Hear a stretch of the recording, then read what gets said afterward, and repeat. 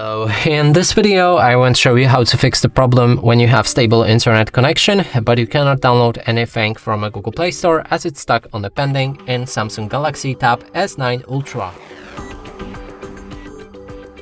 Now we have the Google Play Store opened. We can try to download something like Disney Plus right here, and as you can see, it's stuck on the pending. So we can cancel the download for now and move on to the fix. Open your settings, find the general management and enter date and time. Right here you can activate automatic date and time settings and go back to your Google Play Store. Try to install the same app and it should work fine. And that's it for this video. Hope you like it. Please consider subscribing to our channel, leave a like and a comment below.